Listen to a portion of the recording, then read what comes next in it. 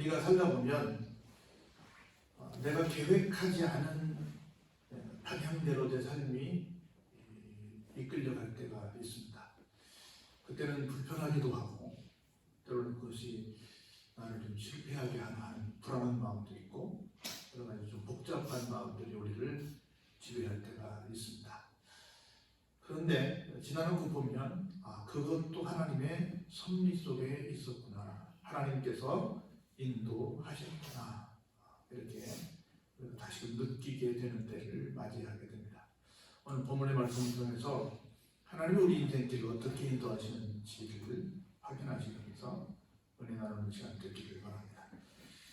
첫 번째로 이제 바울이 다른데로 나도 좀 공부 좀 했어, 나도 좀 지식이 있어 해가지고 아테네에 있는 사람들하고 여기 아덴인데 아테네에 있는 사람들하고 여러 가지 얘기를 하죠. 그러다 결국은 소수만 얻고 거기서 자기가 나름대로 종교심도 있고 지식인도 있어서 내가 좀 수준이 맞으니까 결실을 얻을 수 있겠다고 생각했는데 예상 밖의 그런 상황을 보고 물러나오게 됩니다. 그래서 아덴을 떠나서 고린도로 오게 됩니다.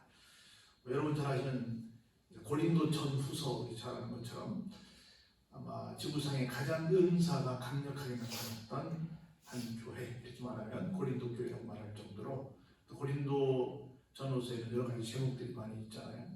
12장, 은사장, 13장, 사랑장, 15장, 부활장 등등 해서 여러 가지 교회 안에서 발생할 수 있는 문제들에 대해서 사도 바울은 이렇게 그 문제를 해결했으면 좋겠다라고 하는 조언을 했던 아주 기가 막히게 주요한 내용들이 고린도서에 곳곳에 많이 들어있는데, 그런 바울과 특별한 인연이 있는 이 고린도에 도착을 했습니다. 갔더니 하나님께서 이런 사람들을 만나게 합니다. 아굴라라고 하는 본도에서 난 유태인을 만나게 돼요. 아굴라. 그 사람이 글라우디오라고 하는 황제가 모든 유대인을 명하여 무슨 일인지 모르겠지만 로마에서 다 떠나라 이렇게 명령을 했습니다. 그러니까 여기 아굴라는 직전에 어디 살았어요? 로마에 살았어요. 다시 말해 이태리에 지금 수도 이탈리아의 북쪽 쪽이는데, 쉽게 말하면 이 로마가 굉장히 크잖아요. 근데 거기에 황제가 살고 있는 곳이라고 말할 수 있는 거예요. 지금 이탈리아의 로마를 말할 수 있을 텐데, 그쪽에서 살고 있던 모든 유태인들은 다 떠나라 이렇게 명령을 했어요.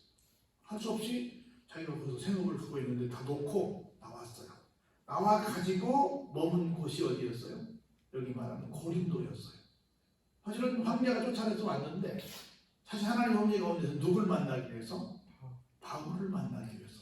그러니까 기분 나쁘지. 내가 똑같은 세금 내고 똑같이 살았는데 갑자기 황제가 내가 출신이 유태인이라고 날 쫓아내버렸는데, 야 이거 좀 인종차별하는 거 아니야? 기분 나쁘고 지금 말할 수 있는데, 하나님께서는 거기서 돈 버는 것도 중요하지만 누굴 만나는 게 더 중요해요.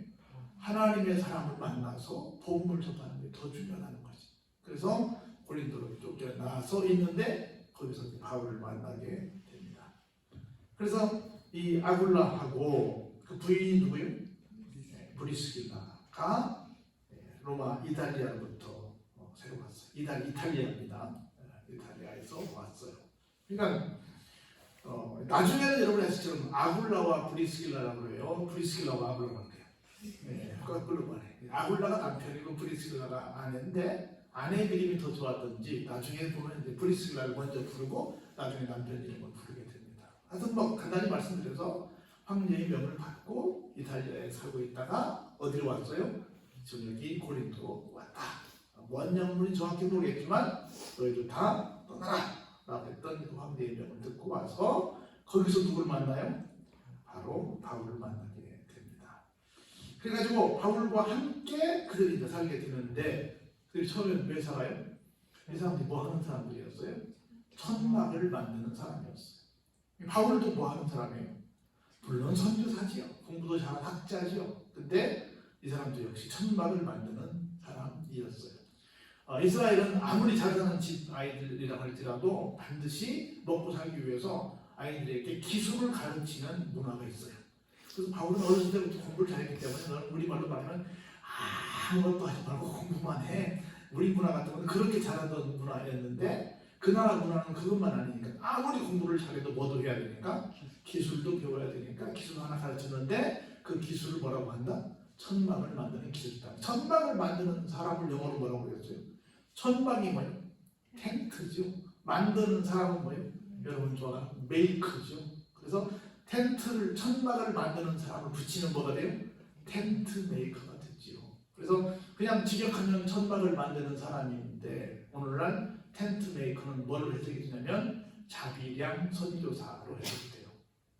바울의 이 직업을 따서 하는 거예요. 선교사들은 대부분 후원하는 교회가 있고 후원하는 사람들이 있잖아요. 그 사람들이 주는 후원금을 가지고 선교를 하는데 후원금 받지 않고 내가 가서 내 생업을 가지고 일을 하면서 선교하는 것. 이 사람들을 자비량 선교사라고 해요. 그러니까 지원받아 하는 선교사가 있고 내가 돈 벌어서 내가 내 일도 하면서 짬짬이 가서 선교도 하는 사람들. 두 종류의 사람들이 있죠.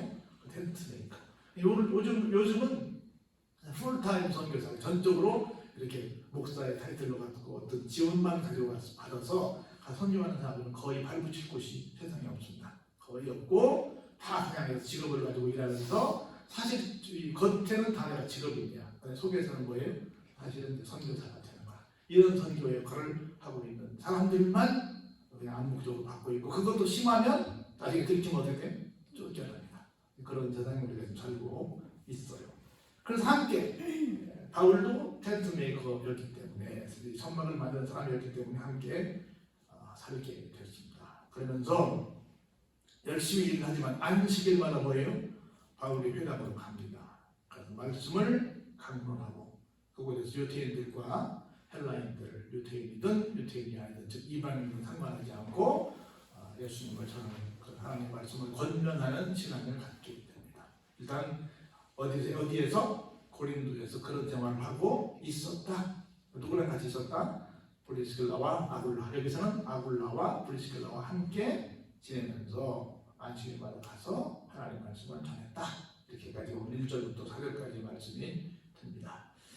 그런 차에 실라와 디모데가 뒤따라옵니다. 어디서부터? 마게도냐부터 와서 만나게 됩니다. 그래서 바울이 하나님의 말씀에 붙잡혀 유대인들에게 예수는 그리스도라고 밝히 증언을 합니다. 참 굉장히 부끄러운 말씀인데요. 오늘날 저를 포함해서 많은 주의종들이 하나님의 말씀을 전하는 사람들이 하나님의 말씀에 붙잡혀서 말씀을 전하고 있는지 아니면 직업적으로 아니면 뭐 지식을 전달한다 어떤 뭐 그냥 어쩔 수 없이 할 수밖에 없어서 하는 것인지를 생각해 보는 거예요. 여기는 어떻게 말했어요? 하나님의 말씀에 붙잡혀. 오늘날로 말한다면 아마 성령 충만하여 내지는 뭐 하나님 말씀을 확신하여 이렇게 해석이 가능할 거라고 봅니다. 우리가 무엇을 하더라도 어떻게 해야 된다? 하나님의 말씀에 붙잡혀. 할렐루야. 하나님의 말씀에 붙잡혀. 사람은 정말 저건 업으로 하는 것이 아니고 정말 은혜 가운데 하는 사람이야. 정말 하나님의 종이야. 하나님께서 들어 쓰는 사람이야 라고 하는 인정을 할 만한 그런 모습이 하나님의 말씀에 붙잡혀. 얼마나 기가 막힌 말이에요. 이런 모습을 보이면서 뭘 하고 있어요? 유태인들에게 예수님이 바로 그리스도가 되십니다. 그리스도는 우리 잘 아는 것처럼 왕이 되시고 제사장이 되시고 선지자가 되시는, 다시 말해서 하나님의 전권대사로서 구약부터 미리 우리에게 예고하신 진짜 구세주가 되십니다 라는 뜻이고 그걸 계속해서 증거했습니다. 그랬더니 그들이 그 얘기를 듣고 그렇습니까? 했습니까? 대적했습니까? 대적했죠. 대적하면서 막 비방을 합니다. 그러니까 바울이 어떻게 해요? 옷을 털면서, 옷에 묻은 먼지를 털겠죠. 옷을 털면서 이렇게 너희 피가 너희 머리로 돌아갈 것이다. 여기 말하는 피는 뭐예요? 죽음의 피지, 저주의 피죠. 나는 깨끗하다. 이후에는 어디로 갈 것이다? 이방인에게 갈 것이다. 물론 여기 앞에서 보면 유대인과 헬라인들도 대상이 되어서 권면을 하는 상황이 됐지만 지금 여기서는 누구에게만? 유태인들에게만. 고린도에 와 있는 유태인들에게만 했는데 같은 동족이라서 흔쾌히 더 잘 받아줄 줄 알았는데 고린도 안에 있는 유태인들은 오히려 비방하고 대적하고 오히려 더 심하게 반대하는 모습을 보여서 옷을 털면서 내가 다시는 너희들 상종하지 않고 너희는 그냥 핏값이나 받아라 이놈들아. 그리고 나는 누구에게? 이방인에게 전하겠다 하고 함께 동족인 유대인들하고는 결별을 선언하게 됩니다. 거기서 옮겨서 하나님을 경외하는 누구네 집? 디도 유스도라고 하는 사람의 집에 들어가니 그 사람 집은 어디에 있었어요? 회당 옆에 있었어요. 오늘 말하면 교회 옆에 그 사람 집이 있었다는 겁니다. 그래서 하나님께서 또 마찬가지입니다. 브리스길라와 아굴라가 이달리아에서 쫓겨난 것은 누구를 만나기 위해서? 바로 바울을 만나기 위해서. 그리고 바울이 고린도에서 처음에는 안식일에는 무차별적으로 했지만 나중에는 유태인들에게 했는데 유태인들에게 전한 말씀을 안 받아들이니까 또 옮겼잖아요. 누굴 만나기 위해서? 지금 소개하는 회당장 그리스도를 만나기 위해서. 그리고 우리가 어떻게 보면 왜 이렇게 반대가 심해? 왜 내가 또 옮겨야 돼? 내가 왜 쫓겨나야 돼? 하는 부분들이 나를 아프게 하지만 그것이 다 어디에 있다? 하나님의 손길 안에 있다. 하나님의 섭리 안에 있다. 하나님의 인도 안에 있다. 내가 내 인생이 왜 이리 갔다 저리 갔다 계속 막 돌아야 돼? 나는 힘들어 죽겠어. 좀 안주하고 싶어. 하지만 그 속에 뭐가 있다? 하나님의 섭리가 깊이 숨겨져 있다는 말씀을 하고 있는 겁니다. 그래서 디도 유스도라고 하는 사람의 집에 들어가 있는데 이제 누네 집에 나왔어요? 아굴라와 브리스길라 집에서 나와가지고 이제 디도 유스도네 집으로 간 거예요. 가서 보니까 또 회당장 그리스도가 온 집안과 더불어 주를 믿으며 수많은 고린도 사람도 듣고 믿어 어땠더라? 세례를 받더라. 지금 여기 앉아서 대적하는 비방하는 유태인들하고 있었더면 어때요? 시간만 낭비하고 있었을 텐데 바울이 디도 유스도네 집으로 갔더니 이 세상에 거기에 회당이 있는데 거기에 회당 장도 믿고 수많은 고린도 사람들도 믿고 뭐까지 받아요? 막 세례까지 받더라는 거야. 그래서 지금 당장 내가 어떤 일을 하다가 뭐가 좀 막히면 이게 끝이야 실패야라고 생각하면 된다 안 된다? 안 된다. 하나님은 더 기가 막힌 계획을 세우시고 우리를 지금 인도하시고 계신다는 것을 여러분들이 이 말씀을 통해서 꼭 확신하시기를 바랍니다. 그런데 밤에 주님께서 환상 가운데 나타나셔서 바울에게 이렇게 말씀하십니다. 두려워하지 말며 침묵하지 말고 말하라. 지금 열심히 했긴 했는데 지금까지도 계속 반대 세력이 있다는 거예요, 없다는 거예요? 있다는 것이 계속해서 따라다니면서 계속 하고 있다는 거죠. 그래서 때로는 많은 사람들이 나를 따르고 나를 통해서 예수를 믿으니까 좋긴 하지만 그래도 아직도 그 마음속에 두려운 마음이 있는 거예요. 그래서 이렇게 반대가 심하면 그냥 침묵할까 하는 마음도 있다는 거예요. 그런 마음을 너무 잘 아시는 주님께서 말씀하십니다. 뭐라고요? 두려워하지 마라. 침묵하지 마라.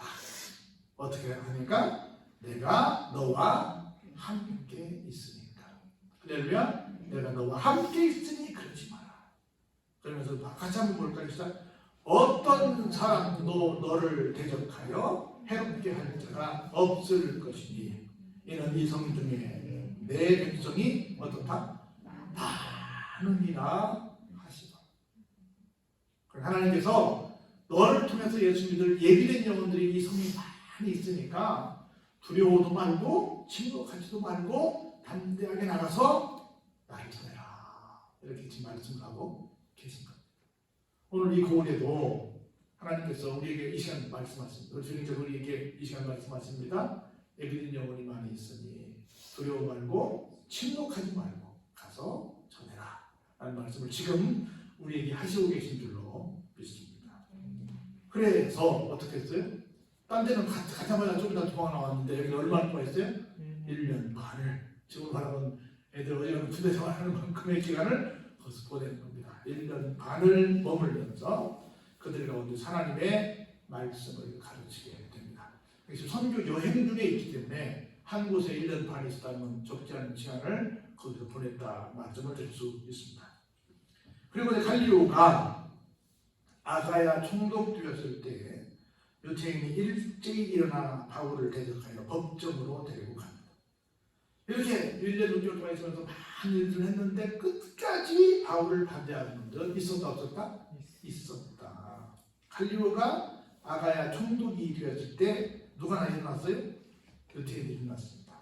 그래가지고 총독 앞에 바울을 데리고 갑니다. 말하되 이 사람은 누구예요?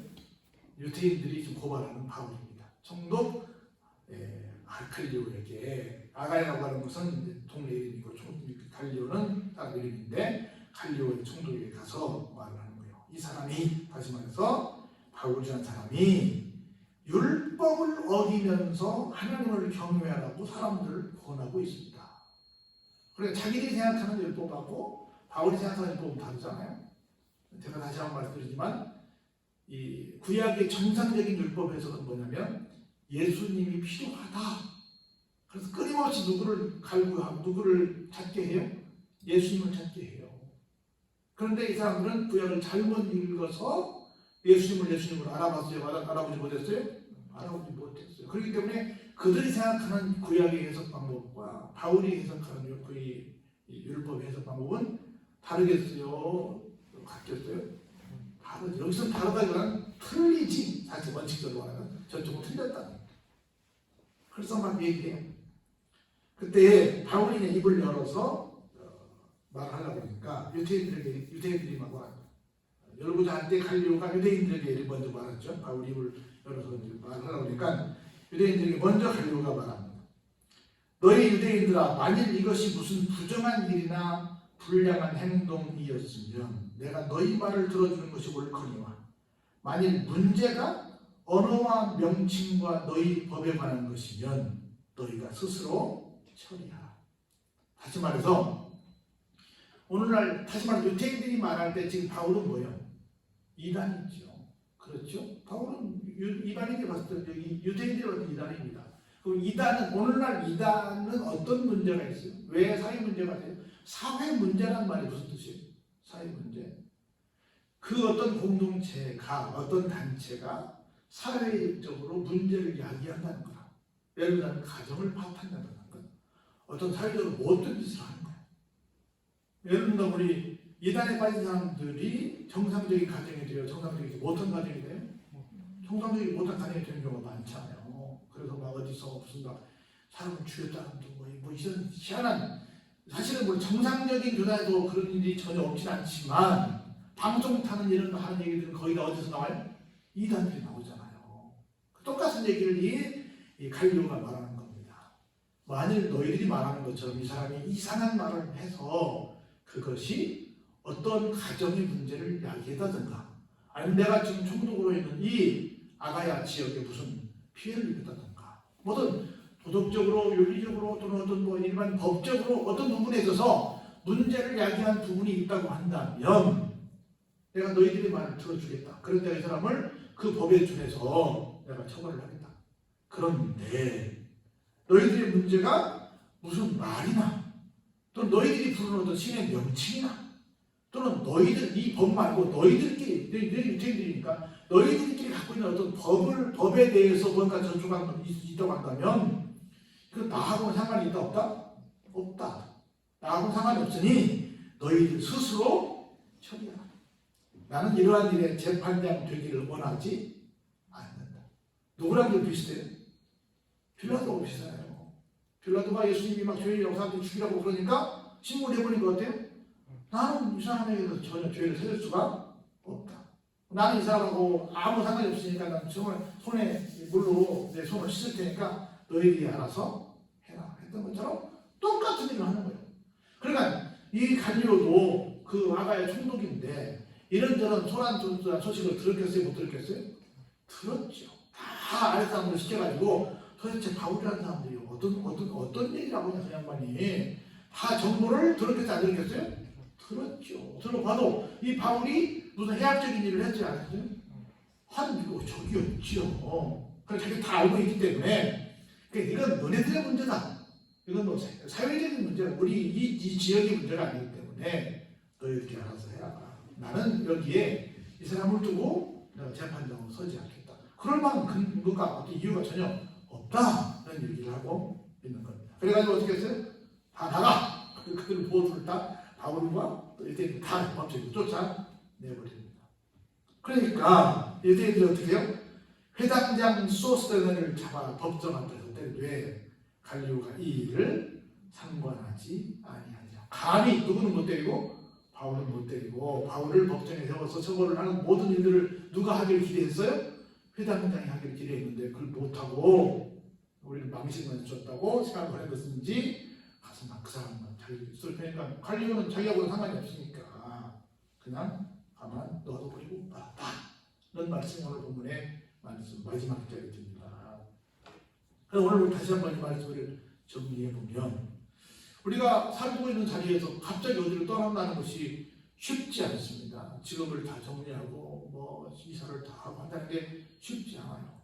그런데 그게 꼭 저주만은 아니다. 나쁜 일만은 아니다. 하나님께서 기가 막히게 정말 이 시대에 가장 훌륭한 사도 바울을 만나게 하는 하나님의 섭리가 그 속에 있었다. 그런데 정작 유태인들은 바울을 알아봤다, 알아보지 못했다, 알아보지 못했다. 그래서 막 대적하고 비방하고 쫓아내고 해서 결국 다른 데 갔더니 더 많은 사람들이 막 믿고 심지어 회장장도 믿고 그래서 그쪽에서 1년 6개월 동안 하나님의 말씀을 증거해주는 그런 복된 기회를 얻게 되었다. 그런데 또 억울하게 막 법정에 흘러가지고 했는데 또 그 사람이 하나님 없는 사람은 아니었겠지만 총독이 그래서 그 지혜로운 사람을 만나서 이건 내 문제가 아니다 해서 또 다른 길을 갈 수 있는 길을 또 얻게 되는 것이다. 그래서 우리가 여러 가지 코스 이동을 하는 것들이 불편하긴 하지만 하나님께서 또 다른 섭리를 가지고 다른 사람 누군가를 또 하나님의 사랑하는 그 누군가를 만나게 하기 위해서 계속해서 인도해 가시고 계시는 것이다. 이걸 깨닫고 어디든지 뭐 부름 받아 나서니 뭐 어떻게 어디든지 가오리다 하는 것처럼 주님의 말씀을 전하기 위해서 가면 하나님께서 또 예배한 영혼들이 있을 것이다 라고 하는 겁니다. 우리의 인생의 여정이 어디를 가든 무엇을 하러? 복음을 전하러 예수님을 알리려 하는 우리의 걸음이 되기를